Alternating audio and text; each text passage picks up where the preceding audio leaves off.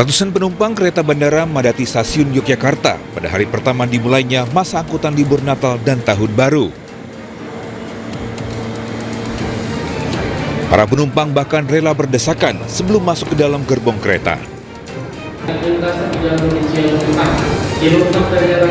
Selama masa angkutan Nataru, operasional kereta bandara di area Yogyakarta melayani total 50 perjalanan setiap harinya, dengan rata-rata penumpang diperkirakan mencapai 9 hingga 11 ribu.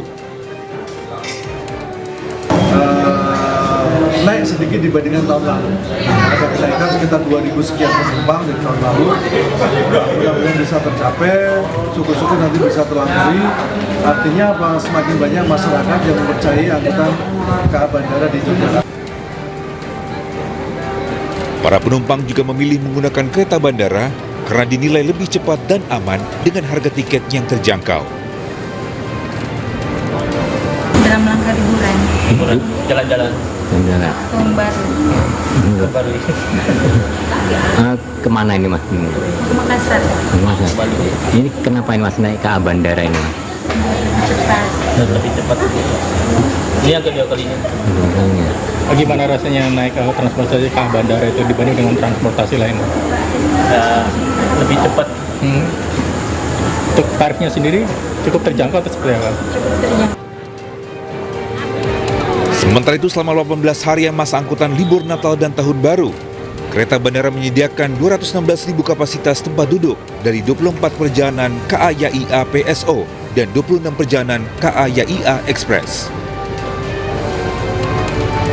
Dari Yogyakarta, Gunanto Farhan, iNews melaporkan. Jelang libur Natal dan Tahun Baru, Angkasa Pura memprediksi ada 10 juta pergerakan penumpang yang menggunakan pesawat. Dan hingga saat ini sudah ada 558 permintaan penambahan jadwal penerbangan untuk Nataru tahun ini.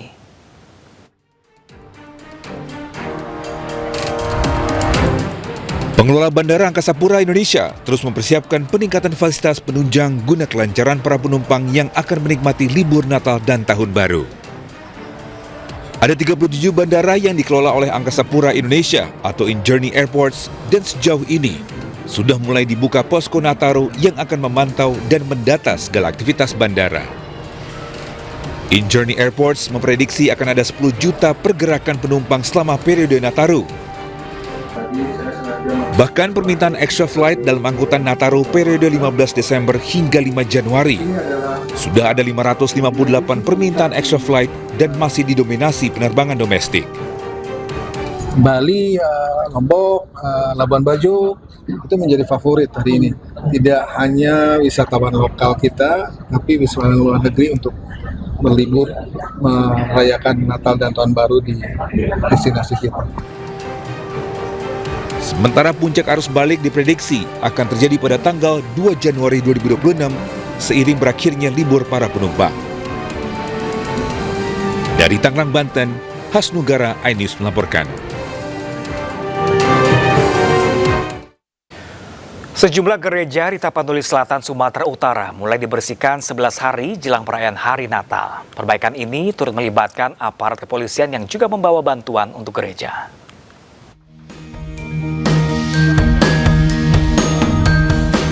Aparat Polres Tapanuli Selatan bersama jemaat membersihkan material banjir bandang di gereja HKBP yang berada di Desa Huta Godang, Kecamatan Batang Toru, Tapanuli Selatan, Sumatera Utara.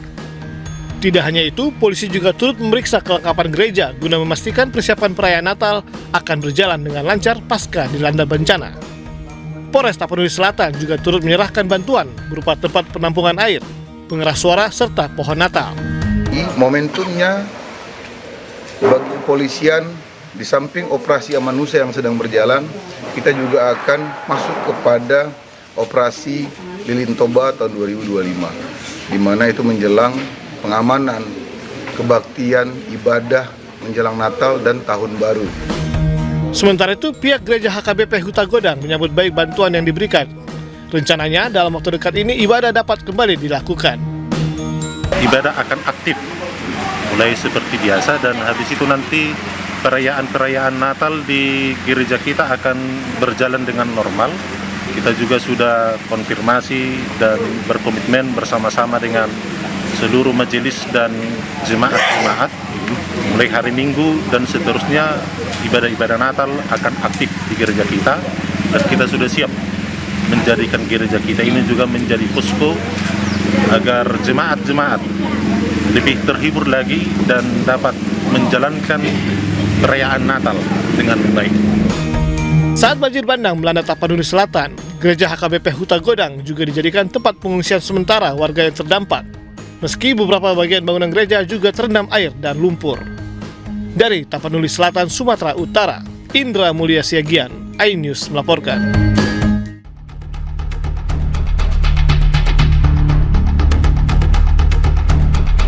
Dalam rekaman kamera pengawas, korban yang sedang ingin mengambil uang di ATM Plaza Pondok Gede, Bekasi, dihampiri oleh seorang wanita dikenal. Tiba-tiba datang 3 pria yang mengaku sebagai anggota polisi menuduh korban melakukan transaksi narkoba. Korban kemudian dipaksa masuk ke dalam mobil pelaku. Saat di dalam mobil, korban mengalami intimidasi dan seluruh barang-barangnya disita, termasuk dompet, ponsel, hingga kunci motor. Para pelaku juga memaksa korban memberikan PIN ATM serta akses akun dompet digital miliknya. Korban juga dibawa berputar-putar hingga kawasan Ceger, Cipayung, Jakarta Timur dan baru diturunkan pada malam hari. Sebelum melepaskan korban, pelaku sempat menghubungi keluarga korban dan meminta uang tebusan sebesar 5 juta rupiah.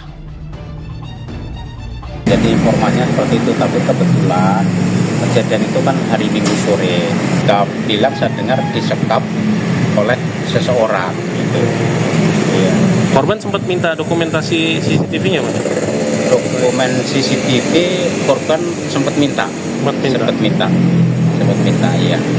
Makanya kalau lebih jelasnya ada alamat korban, mungkin bisa didatangi untuk minta keterangan yang lebih jelas dari korban, karena yang memviralkan dari CCTV juga dari pihak korban.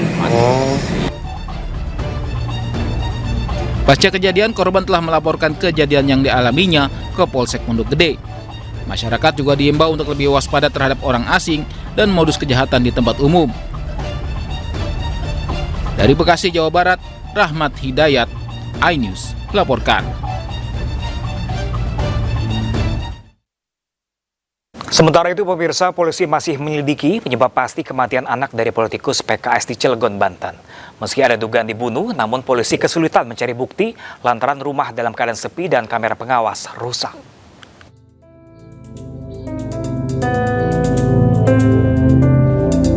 Polres Cilegon masih menyelidiki kematian Muhammad Excel, anak politisi parpol yang ditemukan meninggal di rumah mewahnya di perumahan Bukit Baja Sejahtera, Cilegon. Saat kejadian, suasana rumah sedang sepi dan dalam kondisi hujan, sehingga tetangga tidak mengetahui kejadian sebenarnya. Rumah juga tidak memiliki petugas keamanan dan 2 asisten rumah tangga hanya bekerja paruh waktu. Nggak dengar, Pak, kan karena hujan deras banget. Nggak dengar ya? Nggak dengar. Saya biasanya buka pintu, ini enggak, karena hujan itu. Nggak dengar, jadi nggak dengar apa-apa. Pembantunya 2, yang 1 pulang, dua-duanya pulang. Yang 1 setrika, nyuci ya, udah pulang jam 11, tuh, udah izin lah dia. Nah, yang satunya setahu saya biasanya dia pulangnya jam 3 ya. Ini mungkin ada perlu apa pulang gitu. Lebih awal pulangnya? Lebih awal, tapi nggak tahu jam persisnya jam berapanya, saya nggak tahu ya pulangnya itu. Kalau di rumah ada security nggak, Bu? Security nggak ada. Nggak ada. Supir ada. Sementara itu, polisi menyatakan saat kejadian hanya ada korban dan kakaknya yang berada di ruangan lain. Polisi memastikan tidak ada unsur perampokan dalam peristiwa ini karena tidak ada barang-barang yang hilang. Namun rusaknya sejumlah kamera pengawas membuat polisi kesulitan melakukan penyelidikan. Untuk isu yang beredar memang ada perampokan ya. Yang jelas di sini setelah dicek barang-barang dari korban ataupun barang dari pihak keluarga korban itu tidak ada yang hilang. Jadi motifnya ini pembunuhan. CCTV dirusak apa yang memang rusak dari awal? Sebelumnya itu rusak. Setelah dicek rusak. Tapi di rumah sendiri ada security pribadi nggak cuma? Tidak ada security pribadi. Jadi pada saat kejadian itu hanya ada 2 orang, antara adik yaitu korbannya bersama kakaknya. Ada CCTV, cuman dalam keadaan rusak. Sudah berapa lama rusak? Kira-kira 2 minggu sebelum kejadian. Kematian Asal yang masih berusia 9 tahun meninggalkan duka mendalam bagi keluarga korban.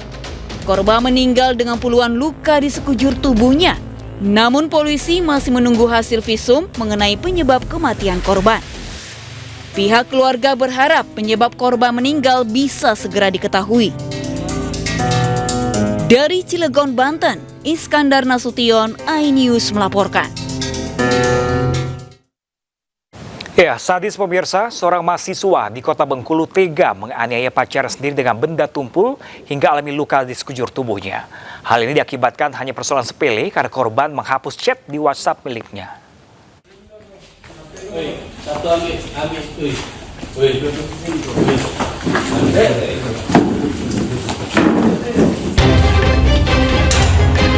Seorang mahasiswa perguruan tinggi negeri di Bengkulu ditangkap oleh tim Resmob Satreskrim Polresta Bengkulu usai dilaporkan melakukan tindakan penganiayaan berat terhadap pacarnya sendiri yang juga mahasiswi di kampus yang sama.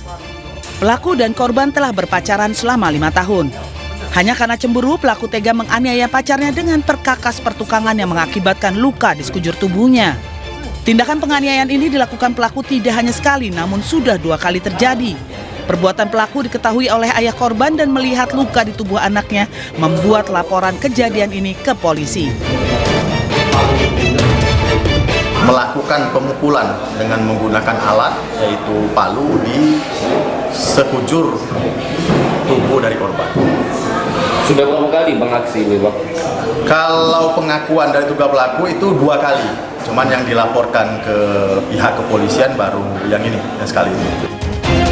Kini pelaku hanya bisa meringkuk di sel tahanan Polresta Bengkulu untuk mempertanggungjawabkan perbuatannya. Pelaku terancam dijerat dengan pasal 351 KUHP tentang tindak penganiayaan dengan ancaman maksimal 2 tahun kurungan penjara.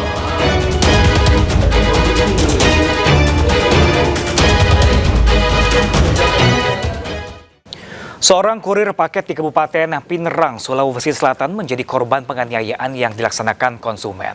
Penganiayaan dilakukan karena konsumen tidak mau membayar paket COD yang telah dipesan.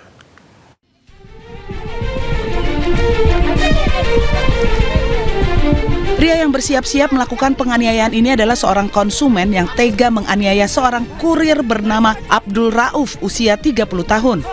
Penganiayaan terjadi saat korban mengantarkan paket cash on delivery atau COD yang telah dipesan oleh pelaku di Jalan Sangae Utara, Kelurahan Matiro Ade, Kabupaten Pinerang, Sulawesi Selatan. Peristiwa terjadi saat pelaku dimintai uang pembayaran oleh korban, namun pelaku menolak dan hendak membuka paket terlebih dahulu. Karena paket COD yang dipesan merupakan paket non-cek, korban pun menolak permintaan pelaku dan menyarankan agar paket dikembalikan atau di-return. Pelaku tiba-tiba saja marah dan langsung menganiaya korban. Tidak terima dengan perbuatan pelaku, korban pun kini melaporkan kejadian tersebut ke Polres Pinerang. Antar paketnya, nah itu paket COD. Ya. Nah COD cek tidak harus dibuka dulu. Maksudnya tidak non-cek. Ya non-cek dulu. Tapi ini yang pelaku mau nabuka. Saya larang tuh, saya bilang tidak, jadi maksud saya return saja, di return kalau tidak mau, jadi suruh return tadi marah-marah, masuk ambil barang, terus itu setelah itu baru pemukulan, apa tadi buka. Tapi ini masih ada bekasnya sih. Ini bekas cakarannya? Iya betul. Kalau barangnya enggak sampai mengancam ya? Iya, mengancam bisa aja. Harga barang yang dibeli oleh pelaku sebesar Rp222.000. Pelaku sempat masuk rumah untuk ambil senjata tajam jenis parang namun tidak sampai digunakan.